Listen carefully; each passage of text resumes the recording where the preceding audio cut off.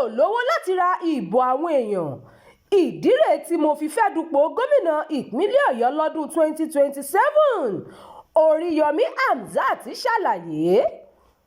Lẹ́yìn ọ̀sẹ̀ díẹ̀ sẹ́yìn tó ti kéde èròǹgbà rẹ̀ láti dupò gómìnà ìpínlẹ̀ Ọ̀yọ́ lábẹ́ àsíá ẹgbẹ́ òṣèlú Accord Party, gbajúgbajà agbóhùnsáfẹ́fẹ́ àti ajàfẹ́tọ̀ọ́ ọmọnìyàn Alhaji Hamzat Oriyomi ti ṣàlàyé ìdí tó fi fẹ́ díje fún ipò gómìnà ìpínlẹ̀ Ọ̀yọ́ lọ́dún 2027. Oriyomi ṣàlàyé nínú ọ̀rọ̀ tó fi léde lójú òpó X àti Facebook rẹ̀ wípé fún ọ̀pọ̀lọpọ̀ ọdún òun ti ń jà fún ẹ̀tọ́ onírúurú èèyàn tí òun sì ń pè fún ìdájọ́ òdodo. Ó ní òun kò máa ṣe eléyìí nítorí pé òun pé gẹ́gẹ́ bí èèyàn, bí kò ṣe pé òun fẹ́ kí gbogbo èèyàn wà ní àlàáfíà.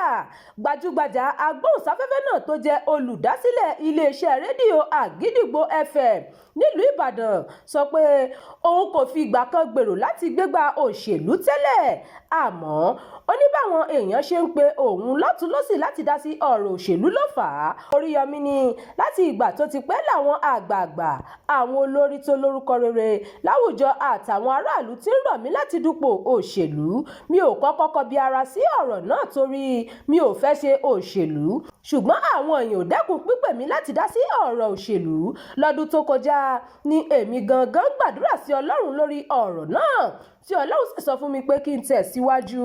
Ìdí nìyí tí mo fi kéde èròǹgbà mi láti dupò gómìnà ìpínlẹ̀ Ọ̀yọ́ láìpẹ́ yìí.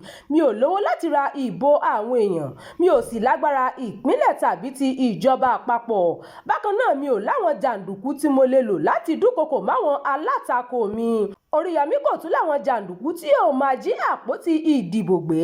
Mi ò lágbára lórí àjọ elétò ìdìbò INEC. Mi ò tún lágbára láti yí èsì ètò ìdìbò. Àmọ́ agbára mi ni àtìlẹ́yìn àwọn èèyàn tí wọ́n fẹ́ ìlọsíwájú àwùjọ wa. Oriyomi ṣàlàyé bẹ́ẹ̀. Bákan náà tún ni Alhaji Oriyomi sọ pé èjìká àwọn ọmọ Nàìjíríà tí wọ́n wà lókè òkun ni ẹrù orílẹ̀-èdè Nàìjíríà wà. Ó ní ẹrù náà yóò di fúfúyẹ́ pẹ̀lú ìgbìmọ̀ adarí tó fẹsẹ̀ múlẹ̀. Oriyomi tún sọ fún àwọn ọmọ bíbí ìpínlẹ̀ Ọ̀yọ́ tí wọ́n wà lókè òkun wípé ọrùn àwọn èèyàn bíi tòun ni ẹrù àwọn ìbátan wọn tó wà nílé wà nítorí àìṣedéédé ìjọba.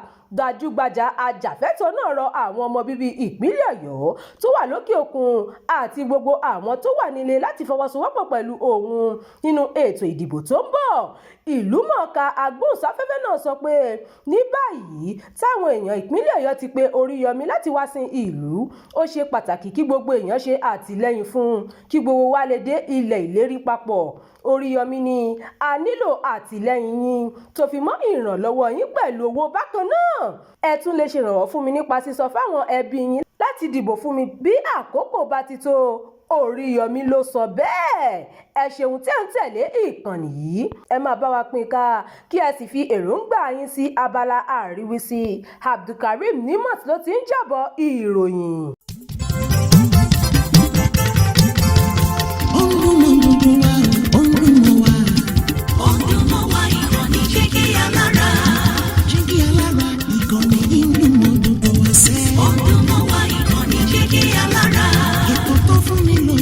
Ètò tó wà ní lọ́yẹ̀ wà ń bẹ̀. Ọdún mọ́ wá ìkànnì Jígí Alára. Ìròyìn lóríṣiríṣi tàbí mọ́ bó ṣe ń lọ láwùjọ. Ọdún mọ́ wá ìkànnì Jígí Alára. Ìkànnì Jígí Alára. Jígí Alára. Jígí Alára. Jígí Alára. Ìkànnì Jígí Alára 24 bàbá gbogbo.